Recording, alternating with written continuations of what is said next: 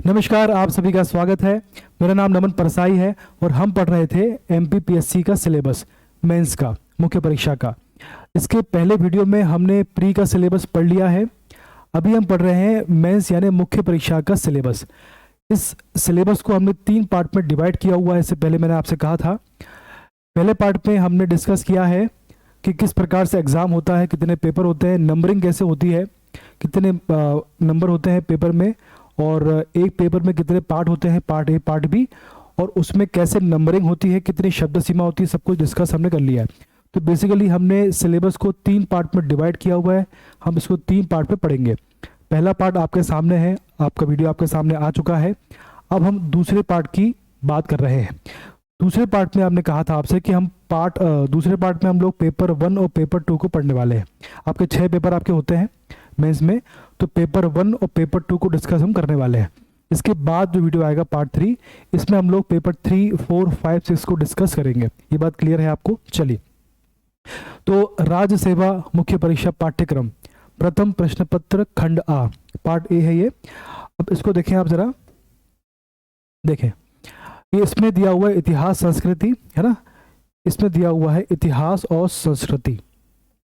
देखें, इतिहास और संस्कृति के बारे में दे रखा है इसको। आपका जो हिस्ट्री वाला पार्ट है, हिस्ट्री और ज्योग्राफी वाला पार्ट, इसमें आपको जो पेपर फर्स्ट पेपर है आपका, इसमें इतिहास और आपका भूगोल दे रखा है ना, हिस्ट्री और ज्योग्राफी।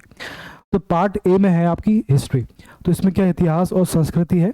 इसमें आपको तो यूनिट 1 है, इसमें दे रखा है कि भारतीय इतिहास के बारे में, भारत का राजनीतिक, आर्थिक, सामाजिक और सांस्कृतिक इतिहास जो रहा है उसको डिस्कस करना है। हड़प्पा सभ्यता से 10वीं शताब्दी तक का जो आपका इतिहास रहा है उसको आपको डिस्कस करना है। फिर बात करेंगे यूनिट 2 के बारे में। इस पर लिखा है कि 11वीं से 18वीं शताब्दी तक भारत का राजनीतिक, आर्थिक, सामाजिक एवं सांस्कृतिक इतिहास कैसा रहा है, उसकी क्या विशेषता है, उसके क्या क्या फैक्ट निकलते हैं, क्या उसका प्रभाव पड़ा है हमारे समाज पे, वर्तमान समाज पे, सबको डिस्कस करना है। अब मुगल शासन और उनका प्रशासन, मिश्रित संस्कृति का अभ्युदय, किस प्रकार से इनका विकास हुआ है, उनके प्रशासन से क्या क्या हमारे सीखने योग्य है, वर्तमान में हम क्या क्या उपयोग कर रहे हैं, और किस प्रकार का प्रशासन उनका रहा होगा, सारी बातें हमें डिस्कस करनी है। ब्रिटिश शासन का भारतीय अर्थव्यवस्था एवं समाज पर प्रभाव, क्या प्रभाव पड़ा है, कौन सी बातें हैं कौन सी ऐसी बातें हैं जो हमारे समाज पर प्रभावित करती हैं उनके शासन से। अब इसके बाद यूनिट 3 आता है। देखें, आपका जो यूनिट 3 है इसमें दे रखा है, देखें, इसमें दे रखा है कि किस प्रकार से ब्रिटिश उपनिवेश के प्रति भारतीयों की प्रतिक्रिया रही है, और कृषक आदिवासियों का विद्रोह कौन कौन सा हुआ है, इसमें किस किस ने नेतृत्व किया है, कौन इसमें हेड था, प्रथम स्वतंत्रता आंदोलन कब हुआ, संग्राम जो भी कहें, और भारतीय पुनर्जागरण, राष्ट्रीय स्वतंत्रता आंदोलन एवं इसके नेतृत्वकर्ता, ये कब हुआ है, किसने इसको क्या क्या नाम दिया है, और इसके नेतृत्वकर्ता कौन इसका हेड था, सभी का नाम आते हैं। क्वेश्चन आपको 3 मार्कर भी आता है, 5 मार्कर भी आता है। गणतंत्र के रूप में भारत का उदय किस प्रकार हुआ है, इसका क्वेश्चन बड़ा आता है 11 मार्कर के हिसाब से। राज्यों का पुनर्गठन, मध्य प्रदेश का गठन किस प्रकार से हुआ है, ये अच्छा क्वेश्चन है, इसको डिस्कस करेंगे हम लोग। स्वतंत्रता प्राप्ति के पश्चात के प्रमुख घटनाक्रम, है ना। बेसिकली आपको 1940 को, बेसिकली क्या है कि 1947 में भारत आज़ाद हुआ था, तो इसके पहले की क्या कंडीशन रही है, इसके बाद की क्या कंडीशन रही है, और इस साल क्या कंडीशन रही है, इन तीनों से क्वेश्चन बनते हैं। ठीक है, चलिए, तो ये हमने पढ़ लिया।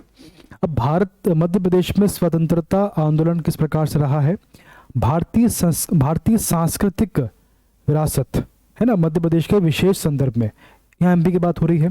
प्राचीन काल से आधुनिक काल तक विभिन्न कला प्रारूपों, साहित्य, पर्व, उत्सव एवं वास्तुकला के प्रमुख पक्ष में, एमपी की बात हो रही है, यहाँ पे ध्यान रखिएगा।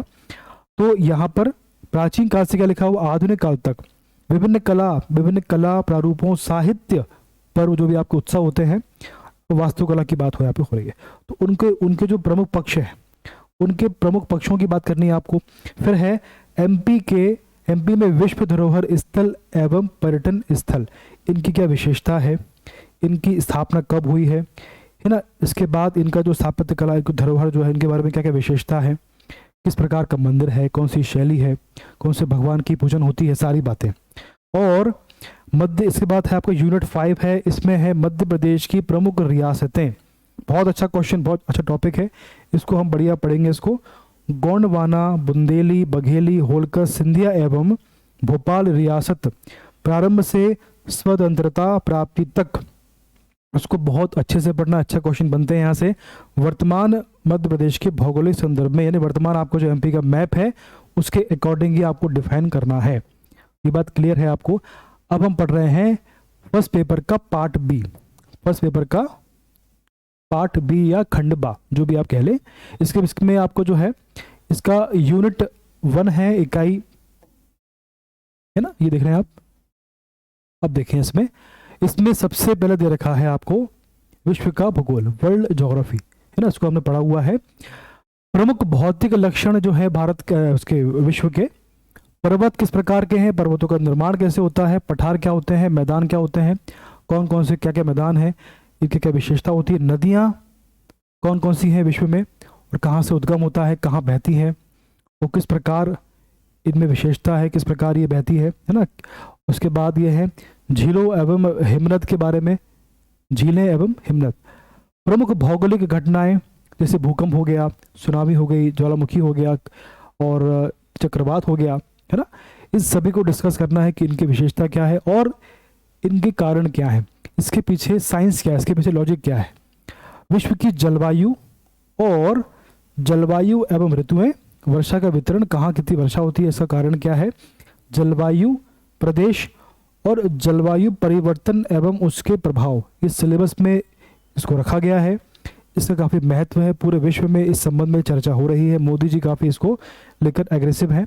और इसके बाद है इकाई 2 यूनिट 2, भारत का भूगोल की बात यहाँ पे हो रही है। प्रमुख भौतिक स्वरूप इसके देखे जा रहे हैं। देखिए भारत का जो भूगोल है इसको डिस्कस कर रहे हैं यहाँ पे यूनिट 2 में। देखिए इसमें दे रखा है कि प्रमुख भौतिक स्वरूप जो है आपका, देखें है ना, प्रमुख भौतिक स्वरूप जो है पर्वत, पठार, मैदान, नदियां, झील और हिमनद। भारत के भू आकृतिक प्रदेश की बात हो रही है यहाँ पे, भारत के भू आकृतिक प्रदेश की बात हो रही है यहाँ पे। और जलवायु, इसमें क्या है कि मानसून की उत्पत्ति कैसे होती है, इसके क्या क्या कॉन्सेप्ट हैं, और एल नीनो क्या होता है, इसका क्या नकारात्मक प्रभाव पड़ता है भारत के मानसून पर। जलवायु एवं ऋतुएं किस प्रकार की होती हैं, वर्षा का वितरण किस प्रकार का है भारत में, जलवायु प्रदेश कौन कौन से हैं। उसके बाद है प्राकृतिक संसाधन भारत में, उनके प्रकार और उनका उपयोग क्या क्या है, किस प्रकार से उपयोगी है।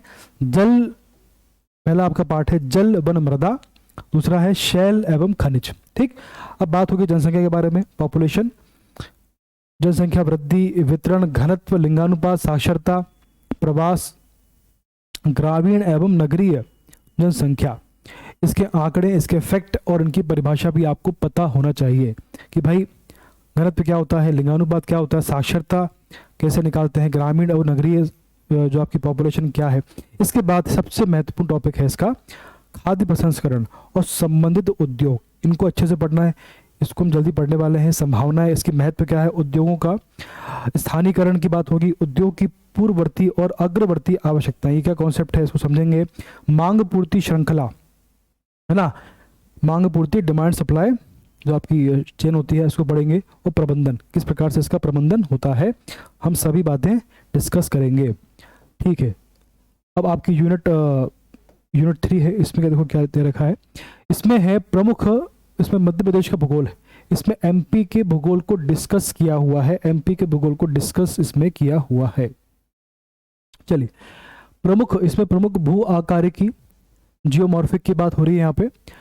नर्मदा घाटी, प्रदेश की जो नर्मदा घाटी एवं मालवा का पठार के विशेष संदर्भ में बात हो रही है, प्रमुख भू आकारिकी। ठीक है, इसको पढ़ना है हमको। और प्राकृतिक वनस्पति, देखिए आपको एमपी का मैप याद होना चाहिए, आपको एमपी का मैप अच्छे से याद होना चाहिए अगर आपको ठीक से पढ़ना है एमपी तो। ठीक है, चलिए, चाहे प्री हो या मेंस हो। अब होगी बात मृदा, तो मृदा का भौतिक रासायनिक और जैविक गुण क्या होता है। मृदा प्रसंस्करण एवं मृदा निर्माण किस प्रकार से होता है। मृदा क्षरण और ह्रास की समस्याएं किस प्रकार की होती हैं, इनके निदान क्या है, उपाय क्या है।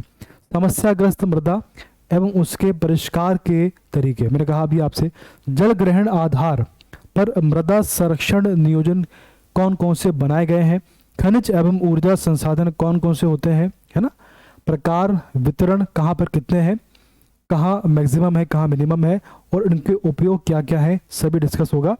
प्रमुख उद्योग की बात होगी, कृषि उत्पाद, वन एवं खनिज आधारित उद्योग। तो कृषि और वन एवं खनिज आधारित उद्योग कौन कौन से हैं, कहाँ कहाँ पर हैं, उनके बारे में विशेषता। राज्य की जनजातियां और बेसिकली आपदाग्रस्त जनजातियों के विशिष्ट संदर्भ में, है ना, जो आपदाग्रस्त हैं उनको डिस्कस करना हमें, उनकी सारी विशेषताएं, कहाँ रहती हैं, कहाँ निवास करती हैं, कहाँ से बिलोंग करती हैं, कौन कौन से पर्व मनाती हैं, क्या बोलियां हैं, है ना, क्या उत्सव बनाती हैं, सारी बातें, कितने प्रकार होती हैं उनके, कितने टाइप के होते हैं, एमपी में कहाँ निवास करते हैं, सारी बातें। अब इसमें आपका है जल एवं आपदा प्रबंधन। क्या है आपका, जल एवं आपदा प्रबंधन, ठीक है। इसमें देखिए पेयजल, इसको डिस्कस हमने पहले किया हुआ है। आपूर्ति, जल की अशुद्धि के कारण जल अशुद्ध क्यों है वर्तमान में। गुणवत्ता प्रबंधन, इसमें डिस्कस होता है कि आपके विश्व में कितना जल है, उसमें से भारत में कितना जल आपका उपयोग योग्य है, कौन कौन सी योजना इसके तहत चल रही हैं, और भारत में जल का किस प्रकार से उपयोग होता है, जल की उपलब्धि कितनी है, क्या क्या संभावना है भविष्य में, किस प्रकार से उपयोग करना चाहिए, सारी बातें। और जल प्रबंधन किस प्रकार से किया जाना चाहिए, सरकारी योजना कौन कौन सी इस समय चल रही हैं, सारी अप टू डेट हमें पढ़ना होगा।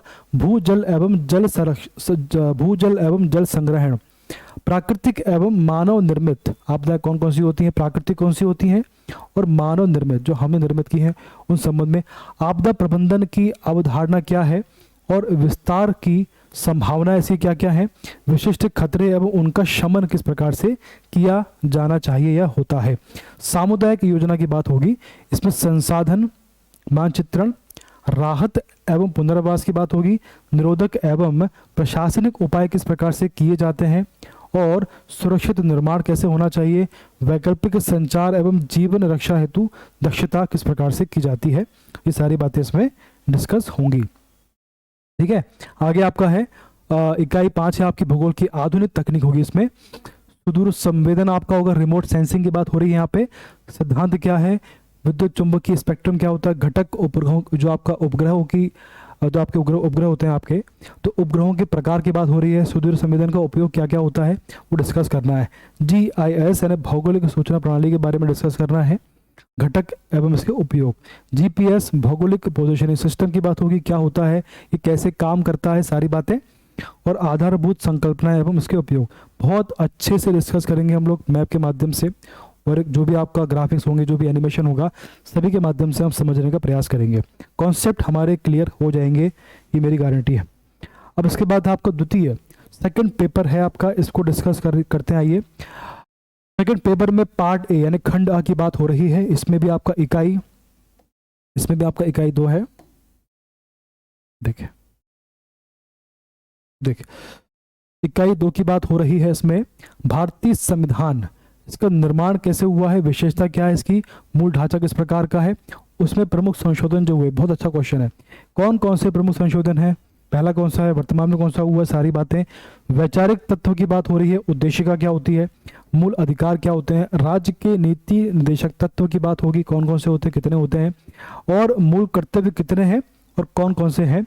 संघवाद केंद्र, राज्य संबंध कौन कौन से होते हैं, है ना। उच्चतम न्यायालय, उच्च न्यायालय और न्यायिक पुनरावलोकन क्या होता है, और न्याय सक्रियता क्या होती है, इसको भी डिस्कस करना है। ये सभी कॉन्सेप्ट अच्छे हैं।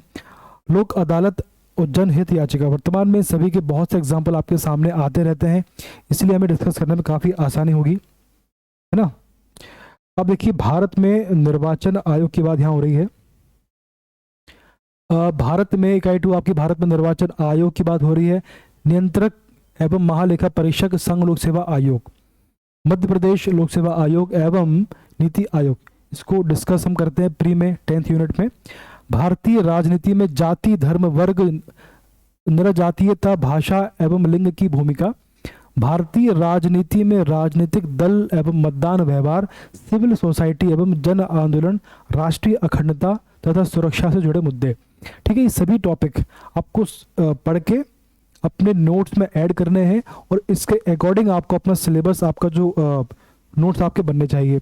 अब जहाँ से भी बना रहे हो, है ना, जो भी नोट्स से बना रहे हो, जो बुक से बना रहे हो, तो इसी के अकॉर्डिंग आपको पढ़ना है। ठीक है, तो आपकी जाति, धर्म, नरजाति, भाषा एवं लिंग की भूमिका किस प्रकार से होती है, और भारतीय राजनीति में राजनीतिक दल एवं मतदान और व्यवहार। वर्तमान में टॉपिक काफ़ी डिस्कस करना चाहिए हमें। काफ़ी इलेक्शन हुए हैं, काफ़ी धांधली हुई है, तो किस प्रकार से मतदान होता है, भारतीय राजनीति किस प्रकार से काम करती है, और राजनीतिक दल की क्या विशेषता होती है, मतदान व्यवहार किस प्रकार का होता है और कैसा होना चाहिए, सिविल सोसाइटी क्या होती है, और जन आंदोलन इससे क्या क्या प्राप्त हुआ है, राष्ट्रीय अखंडता तथा सुरक्षा से जुड़े मुद्दे, ये भी डिस्कस होना चाहिए। इकाई 3 है आपकी, संविधान में 73वें और 74वें संविधान संशोधन में जन भागीदारी एवं स्थानीय शासन की क्या क्या भूमिका रही है, वो हमें डिस्कस करना है। ये कब कब हुए हैं और इससे क्या क्या समाज में बदलाव आया है, पंचायती राज किस प्रकार का होता है, सब कुछ डिस्कस करना है। जवाबदेही एवं अधिकार, प्रतिस्पर्धा आयोग, उपभोक्ता फोरम, है ना, ये आपको सब डिस्कस करना है। इसके बारे में सारे आपको फैक्ट एक पेज में आपको लिखने हैं। प्रतिस्पर्धा आयोग क्या होता है, इसका निर्माण कैसे हुआ है, इसकी स्थापना कब हुई है, किस एक्ट के तहत इसका निर्माण हुआ है, और उपभोक्ता फोरम क्या होती है, सूचना आयोग की स्थापना कब हुई है, किस एक्ट के तहत हुई है, महिला आयोग के बारे में विशेषता, मानव अधिकार हमें पढ़ लिया है ना, इससे पहले पढ़ा हुआ है प्री में। और मानव अधिकार आयोग, अनुसूचित जाति जनजाति आयोग और पिछड़ा वर्ग आयोग, केंद्रीय सतर्कता आयोग की बात होगी इसमें। लोकतंत्र की विशेषता, राजनीतिक प्रतिनिधित्व, निर्णय प्रक्रिया में नागरिकों की क्या भागीदारी होती है। अच्छा क्वेश्चन बनेगा यहाँ से। इसमें कुछ क्वेश्चन ऐसे भी हैं कि आपको खुद सोच के लिखना है और कुछ आपको कॉपी करना है। कॉपी मतलब कि देख के लिखना है उसको बुक से, नोट से। और समुदाय अधिकारिता, समुदाय आधारित संगठन, सीबीओ, गैर सरकारी संगठन, एनजीओ एवं स्व सहायता समूह, ये नाम आपने पहले सुने हुए हैं, आपको बस इनको सिस्टमिक, मतलब आपने नाम पहले पढ़े हुए हैं।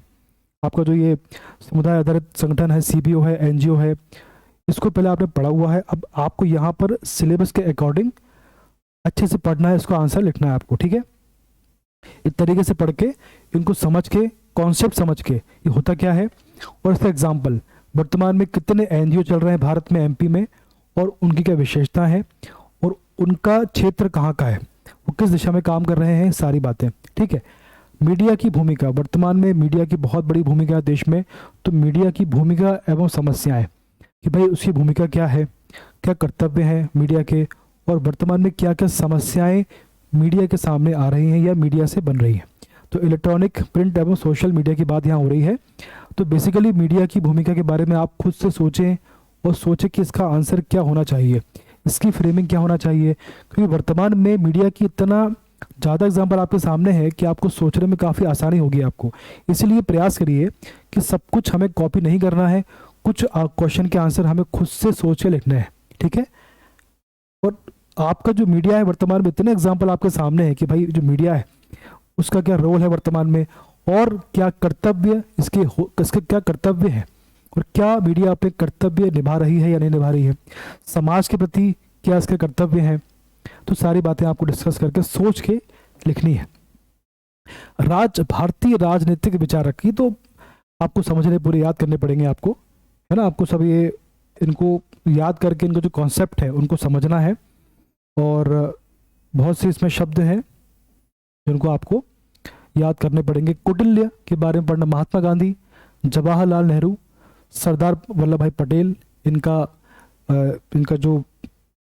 जन्म कब हुआ है, इनका जो इतिहास रहा है वो किस प्रकार का रहा है, इनकी किताबें, इनके सिद्धांत कौन कौन से रहे हैं, सारी बातें।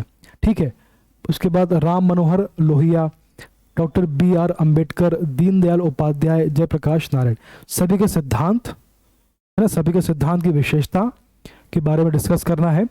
और समाज को इनसे क्या क्या प्राप्त हुआ है, सभी हमें डिस्कस करना है।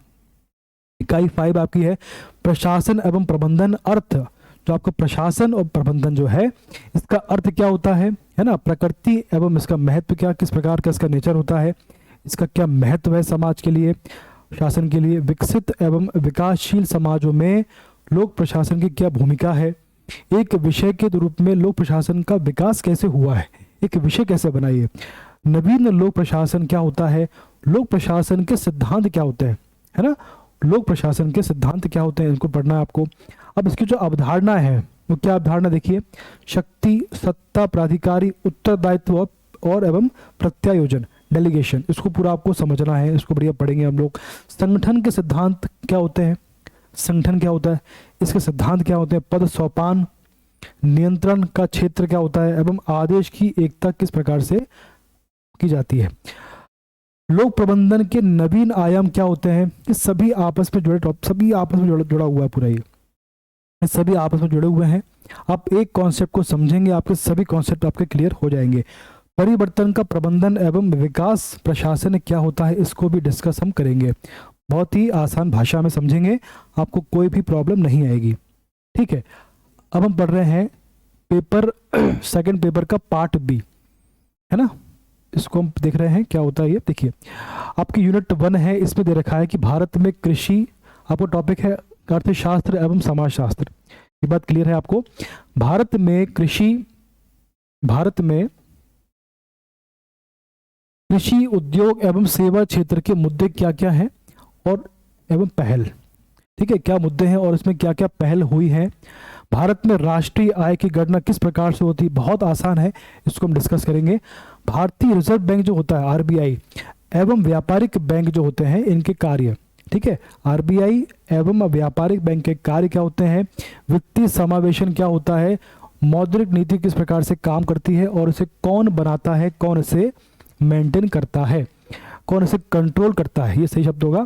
अच्छी कर प्रणाली की विशेषता क्या होती है, प्रत्यक्ष कर और अप्रत्यक्ष कर, जैसे आपका जीएसटी है ना, जैसे जीएसटी की विशेषता क्या है, बेसिकली सारे अप्रत्यक्ष कर समाप्त हो चुके हैं, सब जीएसटी बचा हुआ है, 17 के आसपास 17 करीबन आपके टैक्स हैं इनडायरेक्ट, वो खत्म करके जीएसटी लगा दिया गया, तो वो किस प्रकार का है टैक्स है आपका। पहले क्या आपकी विशेषता थी, पहले किस प्रकार आपकी टैक्स थे आपके इनडायरेक्ट, और वर्तमान में जो आपको जीएसटी है, तो जो आपका जीएसटी है किस प्रकार से कार्य करता है, और प्रत्यक्ष कर में कौन कौन से कर शामिल हैं, वो किस प्रकार से कार्य करते हैं। सब्सिडी क्या होती है, नगद लेन देन और राजकोषीय नीति क्या होती है, किस प्रकार से कार्य करती है। लोग वितरण प्रणाली पीडीएस की बात होगी, क्या किस तरह से कार्य करती है, इसकी क्या विशेषता है। भारतीय अर्थव्यवस्था की वर्तमान प्रकृति एवं चुनौतियां, है ना, गरीबी की बात होगी, बेरोजगारी की बात होगी, डिस्कस होना चाहिए। क्षेत्रीय असंतुलन क्या होता है, भारत का अंतर्राष्ट्रीय व्यापार एवं भुगतान संतुलन, अभी पेपर में बहुत सी न्यूज़ आती है इकोनॉमी को लेके, आप सब पढ़ते होंगे, तो काफ़ी कॉन्सेप्ट आपको जल्दी क्लियर होंगे।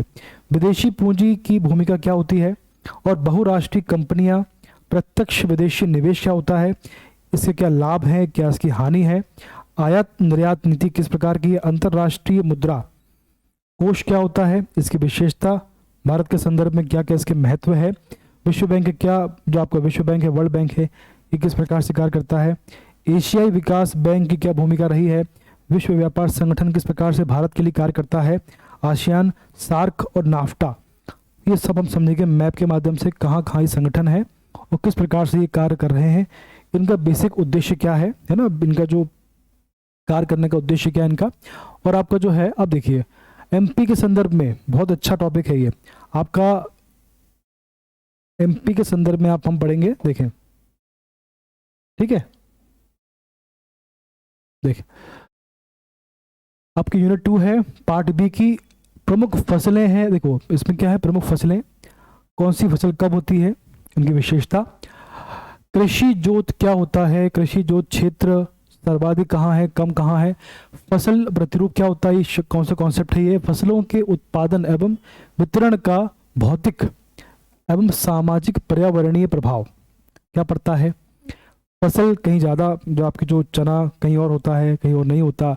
दाल एमपी में सर्वाधिक होती है, तो क्या उसका प्रभाव पड़ता है एमपी की इकोनॉमी पे, या पूरे समाज पर, या उसके सामाजिक पर्यावरण पर, है ना, भौतिक, इससे क्या प्रभाव पड़ते हैं, सब डिस्कस करेंगे।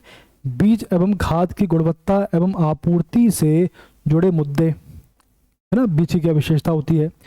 बीज खाद की क्या गुणवत्ता एवं इसकी आपूर्ति से क्या कौन से जुड़े मुद्दे हैं।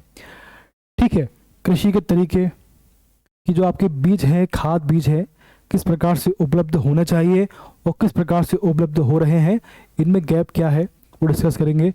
और कृषि के तरीके, किस प्रकार से कृषि हो रही है, किस प्रकार से होती है, कौन कौन से तरीके इसमें होते हैं, सारी बातें। उद्यानिकी क्या होती है, मुर्गी पालन किस प्रकार से होता है, डेयरी के क्या कॉन्सेप्ट है, मछली एवं पशुपालन आदि के मुद्दे एवं उनकी समस्याएं, भारत में क्या क्या इनके मुद्दे हैं, एमपी में क्या समस्याएं, क्या मुद्दे हैं इनको लेके, कृषि उत्पादन किस प्रकार का है, परिवहन एमपी में पूरा डिस्कस करना चाहिए, भंडारण एवं विपणन से संबंधित समस्याएं एवं चुनौतियां, कृषि की कल्याणकारी योजनाएं, बहुत सी योजना है, सेवा क्षेत्र का योगदान क्या है एमपी में, मध्य प्रदेश का आधारभूत ढांचा एवं संसाधन, ठीक है, इसको डिस्कस करना चाहिए, ये बहुत ही इंपॉर्टेंट है। मध्य प्रदेश का जनांकीय परिदृश्य और मध्य प्रदेश की अर्थव्यवस्था पर इसका क्या प्रभाव पड़ता है, ठीक है, औद्योगिक क्षेत्र, समृद्धि, प्रवृत्तियां एवं चुनौतियां, ये सभी टॉपिक ऐसे हैं कि इनको हमको समझना होगा और आपस में लिंक करना होगा, तभी हमें समझ में आएगा। सबको आपस में लिंक करके पढ़ना होगा कि एक का क्या प्रभाव, आपको जो इकोनॉमी होती है तो कौन कौन से ऐसे मुद्दे हैं जो आपकी मध्य प्रदेश की या भारत की इकोनॉमी को प्रभावित करते हैं, तो सबको हमको डिस्कस करना होगा।